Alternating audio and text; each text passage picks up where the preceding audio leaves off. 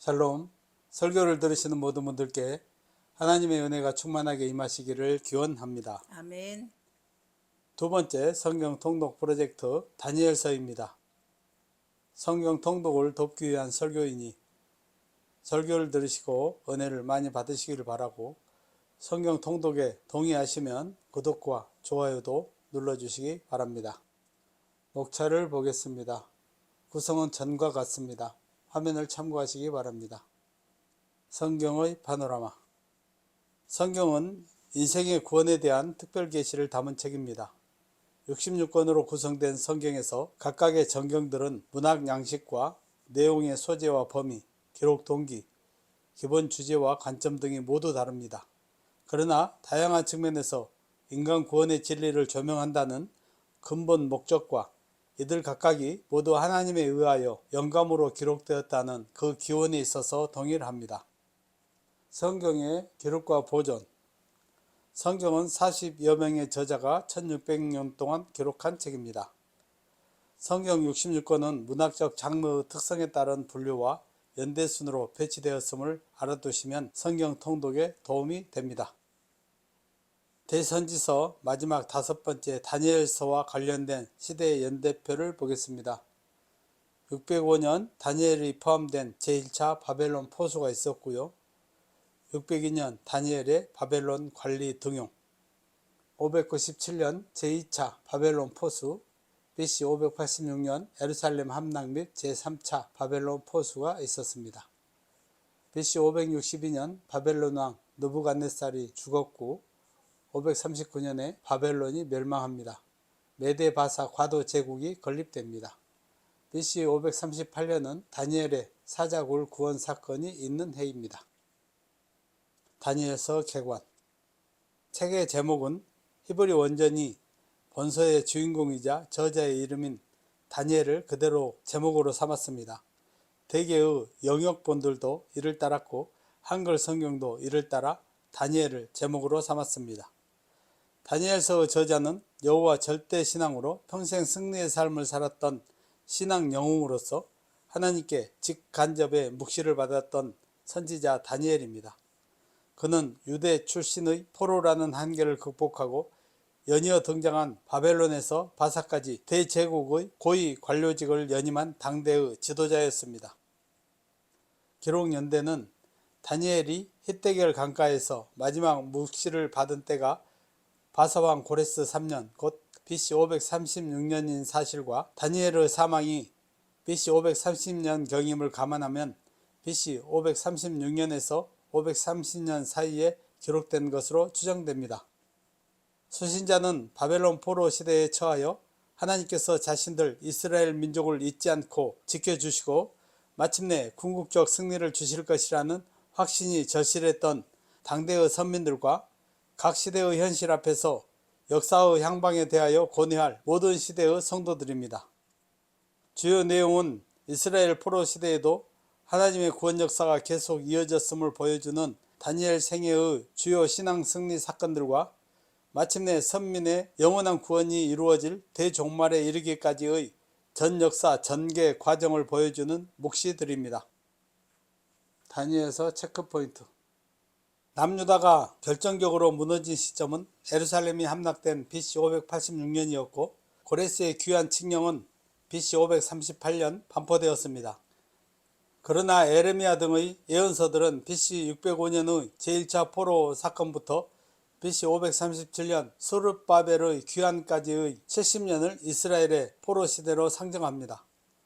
다니엘은 바로 이 포로 시대를 중심으로 그 전후인 BC 620년에서 530년 사이 약 90여 년의 삶을 살았던 인물입니다. 다니엘서는 다니엘과 신실한 종들이 성취한 빛나는 신앙 승리 사건과 영원한 나라를 향한 하나님의 종말론적 역사 전개에 대한 묵시를 두 축으로 기록하고 있습니다. BC 586년 예루살렘 함락으로 성전마저 유린당하자 왕과 제사장, 귀족들과 대다수 양민은 바벨론으로 강제로 끌려가 낯설고 구차한 삶을 시작해야 했습니다. 이 과정에서 초기 유다인들은 전쟁과 포로 생활의 고통 속에 하나님의 백성으로서의 긍지와 신념을 상실했습니다.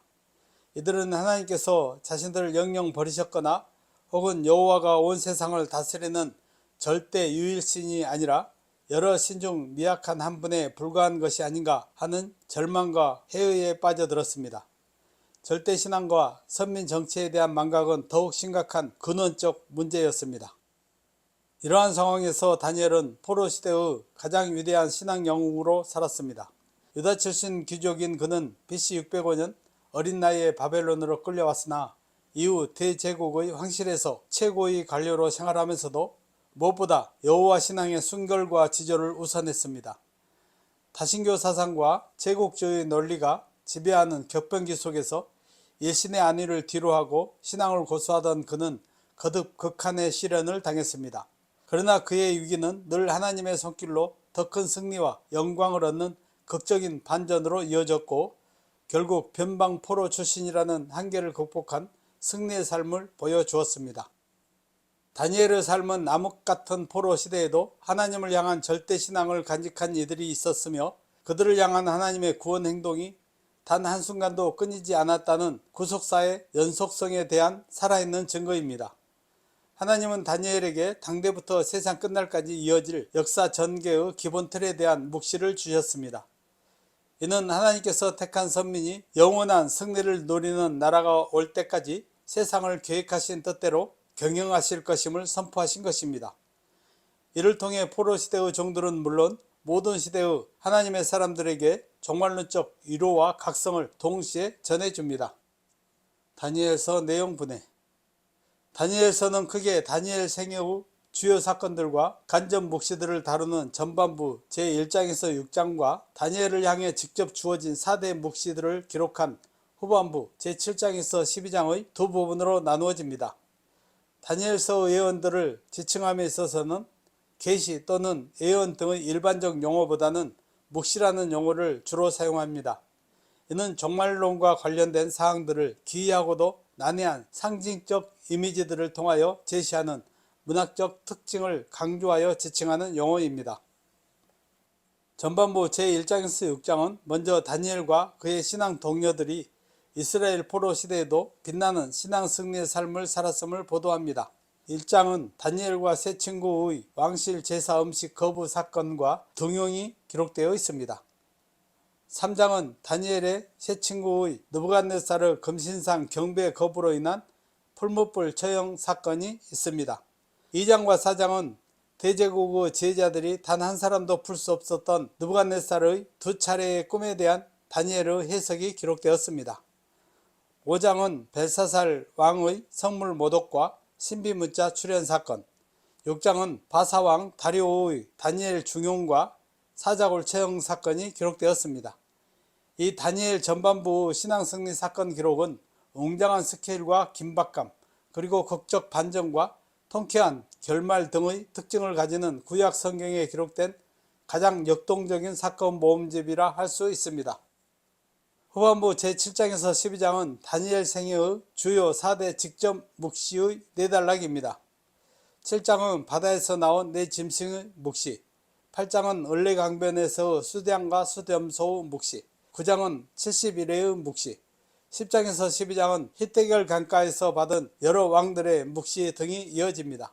이들은 각각 가리키는 시대와 대상의 범위에서는 서로 차이가 있지만 근본적으로는 향후 이 땅에 등장할 대제국들을 중심으로 하여 세상 끝날 마침내 선민을 위한 영원한 구원이 실현될 때까지의 하나님의 역사 전개의 기본 과정을 여러 각도에서 함께 보여주고자 한다는 점에서는 일치하고 있습니다. 다니엘서 후반부 예언들은 구약시대라는 계시의 한계 속에서도 성경 종말론의 핵심 요소들을 모두 망라하고 있습니다.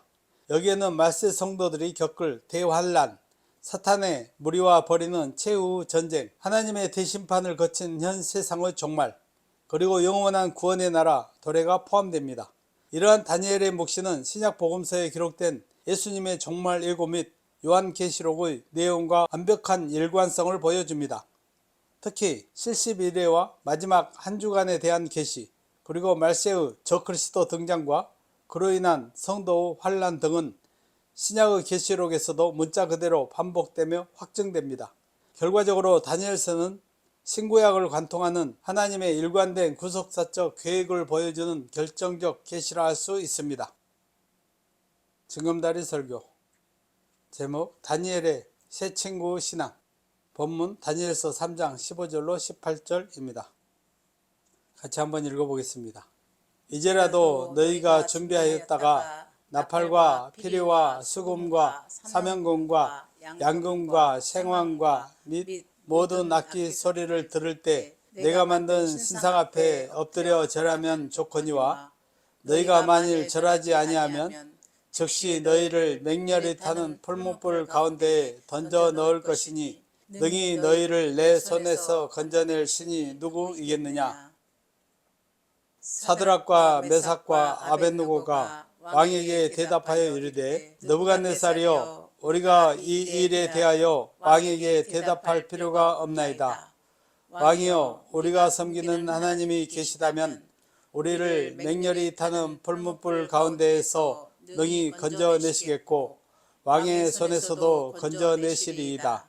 그렇게 하지 아니하실지라도 왕이여 우리가 왕의 신들을 섬기지도 아니하고 왕이 세우신 금신상에게 절하지도 아니할 줄을 아옵소서. 아멘. 징검다리 설교 본문의 맥락.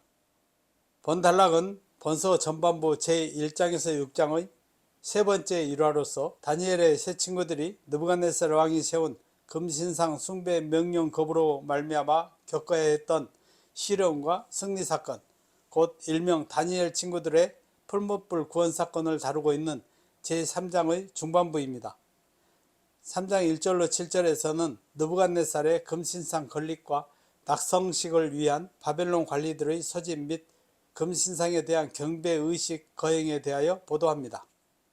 이어진 3장 8절로 12절은 갈대아 출신의 관리 몇 사람이 느부갓네살 왕에게 유다 출신의 세 사람 곧 사드락과 메삭과 아벳느고가 금신상에게 절하지 않는다고 고발한 사실을 기록합니다.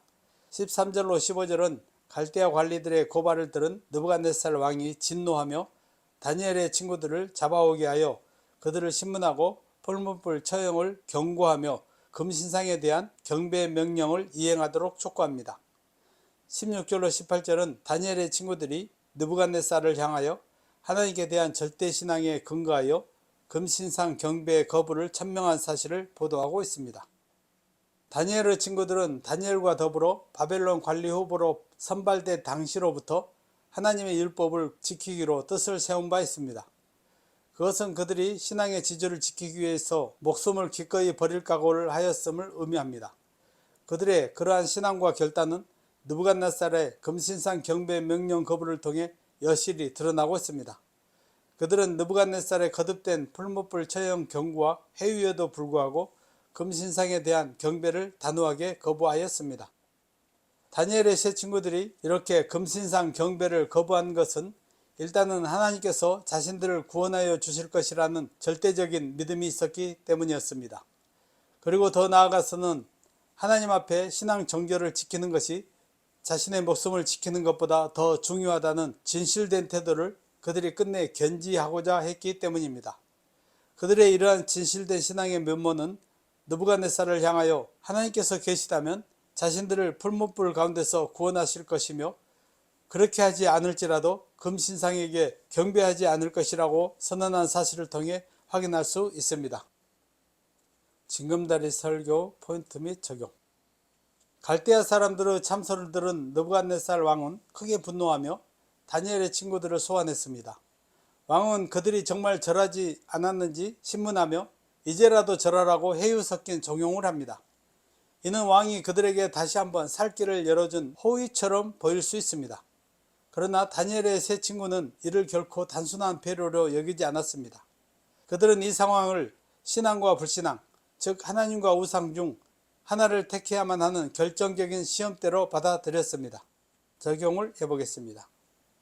이들이 처한 자리는 오늘날 성도들이 불의한 세상에서 마주하는 시험대를 상징합니다. 그 갈림길은 결코 모호하지 않으며 진리와 거짓, 순종과 불순종, 하나님 나라와 세상 나라로 뚜렷이 나뉩니다. 많은 이들이 당장 피부에 와닿는 육신의 문제와 이익 때문에 하나님 대신 세상을 택하곤 합니다. 하지만 눈앞의 만족을 위해 하나님을 포기하는 것은 결국 영원한 축복을 상실하고 지옥 형벌이라는 멸망을 초래하는 결과를 낳습니다. 우리는 이 기로에서 하나님을 기쁘시게 하는 하나님 백성다운 선택을 내려야 합니다. 아멘. 왕은 절하지 않으면 즉시 타는 불못불에 던져 넣겠다고 협박합니다. 이에 대해 세 친구는 우리가 이 일에 대하여 왕에게 대답할 필요가 없나이다 라고 단호히 답합니다. 이는 그들의 뜻이 이미 하나님께 고정되어 있음을 뜻하며 인간적인 타협의 여지가 없음을 선포한 것입니다. 그들은 왕의 권위보다 더 높으신 하나님의 권위를 고백하며 하나님께서 자신들을 맹렬히 타는 불못불과 왕의 손에서 능히 건져내실 분임을 분명히 밝혔습니다. 적용을 해보겠습니다. 하나님이 어떤 분인지 아는 지식과 그분을 향한 절대적 신뢰는 성도를 담대한 용사로 만듭니다. 80세의 지팡이 하나로 바로 앞에 선 모세나 가나안 거민을 두려워하지 않았던 여호수아와 갈렙의 용기도 그들이 섬기는 하나님이 얼마나 크고 신실하신지를 확신했기에 가능했습니다. 아멘. 전능하신 하나님은 믿음 안에 거하는 자에게 항상 승리를 주시는 분입니다. 아멘. 이 하나님을 확실히 믿고 세상 앞에 담대하시기를 바랍니다. 아멘. 새 친구 신앙이 가장 빛나는 지점은 그렇게 하지 아니하실지라도 라고 고백하는 데 있습니다. 그들은 하나님이 자신들을 구원하실 능력이 있음을 확신했지만 설령 하나님의 주권적인 계획 안에서 구원이 임하지 않아 죽게 될지라도 결코 우상을 섬기지 않겠다고 다짐합니다. 이는 자신들의 생명과 생사화복에 대한 하나님의 절대 주권을 온전히 인정하고 순복하는 태도입니다. 아멘. 적용을 해보겠습니다. 새 친구는 하나님의 능력을 선언함과 동시에 자신의 안위보다 하나님의 뜻을 우선시했습니다. 의를 행하고 믿음을 지키는 의무는 우리 손에 있지만 그 결과는 전적으로 하나님의 손에 달려 있습니다. 아멘. 우리는 결과에 연연하여 타협하기보다 우리가 해야 할 본분, 즉 하나님을 기쁘시게 하는 일에 집중해야 합니다. 아멘. 이러한 자세를 견지할 때만 우리는 어떤 희생에 따르는 상황 속에서도 하나님을 기쁘시게 하는 불굴의 신앙인으로 바로 설 수 있습니다. 아멘. 다니엘 세 친구 답변을 통해 우리가 본받아야 할 참된 신앙의 모습은 세 가지로 요약됩니다. 첫째는 비타협적 신앙입니다. 권력자의 회유와 협박에 굴하지 않고 순전한 신앙의 길을 걸었습니다. 참된 신앙인은 불의와 거짓, 비진리와 타협하지 않으며 오직 진리와 함께하며 모든 고난을 견뎌냅니다. 아멘. 둘째는 하나님의 절대 주권과 구원을 신뢰하는 신앙입니다. 아멘. 생사의 고난이 세상 권력자가 아닌 만유의 주제이신 하나님께 있음을 고백하는 것입니다. 아멘. 아무리 열악한 환경에서도 하나님의 통치를 인정하며 그분이 베푸실 구원을 확신하는 것이 참된 믿음입니다. 아멘. 세 번째는 순교자적 신앙입니다. 하나님은 현실적으로도 우리를 보호하시지만 때로는 당신의 거룩한 목적을 위해 성도의 순교를 요구하시기도 합니다. 성도는 이 땅에서의 구원을 넘어 설령 죽음에 이를지라도 신앙을 지키겠다는 일사각오의 정신을 가져야 합니다. 아멘. 종말의 시대를 사는 우리 역시 이들의 신앙을 본받아 하나님을 끝까지 기쁘시게 하는 삶을 살아가야 합니다. 아멘. 다니엘서 교훈. 이 세상에는 본질적으로 악의 세력이 횡행하며 악의 화신인 사탄의 사주를 받고 있습니다.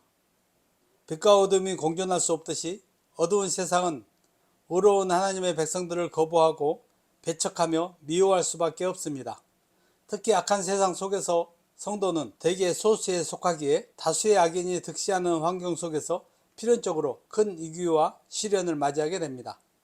본서에 다니엘과 세 친구들이 겪은 사건처럼 때로 하나님께서는 성도들을 시련 속에서 보호하셔서 해를 당하지 않게 하시고 대적자들을 굴복시키는 현세적인 승리를 주시기도 합니다. 아멘. 그러나 모든 상황이 그와 같지는 않습니다. 때로는 악한 자들의 핍박으로 인해 성도가 순교를 당하거나 평생 박해와 수욕 속에서 패배한 것처럼 보이는 비극적인 결과를 맞이할 때도 비일비재합니다. 하지만 중요한 것은 세상에서의 결과와 상관없이 모든 성도는 결국 최후의 승리자로 우뚝 설 것이라는 점입니다. 아멘. 성도가 거둘 승리는 최종적이며 영원하고 완전하며 영광스러운 승리입니다. 아멘. 다니엘과 친구들이 거둔 승리는 바로 이러한 영원한 승리를 미리 보여주는 예표로서 확실한 교훈을 줍니다. 아멘. 역사는 단순히 우연한 사건의 연속이거나 인간 의지의 산물이 아닙니다. 역사 이면에는 그 전개 과정과 향방을 주관하시는 하나님의 확고한 작정이 존재합니다. 이러한 사실은 다니엘이 살았던 바벨론 시대를 넘어 이후 등장할 메대와 바사의 과도 제국, 바사 제국, 헬라 제국, 그리고 로마 제국의 흥망성쇠가 구체적으로 예언된 점과 인류 마지막 날에 대한 여호와의 계획이 제시된 것에서 명확히 드러납니다. 이러한 역사적 전개에 대한 신적 계획을 하나님의 경륜이라고 부릅니다. 즉 역사는 하나님의 작정이 현실 세계에 그대로 반영되고 구현된 과정입니다. 세상 역사는 죄로 오염된 현 세상을 심판하여 종결짓고 택한 자들이 영생과 복락을 누릴 영원한 메시아 나라의 도래를 향해 한치의 오차도 없이 필연적으로 전개됩니다. 이러한 바른 역사관을 견지할 때만 성도는 흔들리지 않는 신앙의 토대 위에 바로 설 수 있습니다. 아멘. 다니엘서는 바벨론 도성을 시작으로 메대와 바사 제국이라는 이방의 한복판을 배경으로 합니다. 이러한 낯설고 세속적인 환경 속에서도 신앙의 정체성을 굳건히 지킨 참신앙인들의 모습은 모든 세대의 하나님의 백성들이 어떠한 자세로 살아야 할지를 단적으로 보여줍니다. 성도는 비록 세상에 발을 붙이고 살아가지만 우리의 궁극적인 시민권은 하늘에 있음을 한시도 잊어서는 안 됩니다. 아멘. 다니엘과 그의 세 친구들이 포로지라는 극한의 상황에서도 신앙의 절개를 굽히지 않았던 것처럼 성도는 죄악된 세상 가운데서도 하나님을 향한 절대 신앙을 사수해야 합니다. 아멘. 우리가 이 신앙을 끝까지 지켜낼 때만 하나님을 대적하는 불의한 세상 속에서도 타협하지 않고 구별된 삶, 곧 거룩한 삶을 완성해 나갈 수 있음을 교훈해 줍니다. 아멘. 하나님의 구원 역사가 완결되는 시점에 이르면 죄로 오염된 현재의 세상은 하나님의 심판 앞에 해체되고 완전히 새로운 세상이 도래할 것입니다. 말세는 이러한 최후 심판의 전조들이 나타나는 시기입니다. 그리스도께서도 예고하신 대로 마지막 날이 가까울수록 전쟁과 난리의 소문이 커지고 처처에서 기근과 지진 등 각종 재난이 일어날 것입니다. 이는 사탄이 자신의 마지막이 임박했음을 알고 하나님의 구원 계획을 방해하기 위해 더욱 극렬하게 악의 역사를 펼치기 때문입니다. 그들은 성도들을 향해 노골적인 적개심을 드러내며 핍박을 가중시키고 미혹과 유혹의 강도를 높여갈 것입니다. 특히 본소 후반부 작은 뿔로 상징되는 안티오쿠스 4세 에피파네스의 행적은 하나님을 모독하고 성도들의 신앙을 유린하는 박해자의 출현을 예고합니다. 다니엘은 이러한 계시를 통해 구약의 선민들에게 신앙적 각성을 촉구했습니다. 동일한 맥락에서 본서는 적그리스도가 이미 활동을 시작한 오늘날의 성도들에게 최후 승리를 위해 한순간도 영적 긴장을 놓치지 않는 부단한 신앙적 각성이 필요함을 강력히 교훈하고 있습니다. 아멘. 에필로그. 다니엘서는 바벨론 포로지에서 일어난 사건들과 많은 묵시들로 기록되어 있습니다. 다니엘서 분량은 12장 25쪽 정도로 1시간 정도면 한번 읽을 수 있습니다. 설교를 들으시고 다니엘서를 재미있게 읽고 큰 은혜를 받고 성경을 통독할 수 있기를 기대합니다. 아멘. 말씀을 정리하고 마치겠습니다.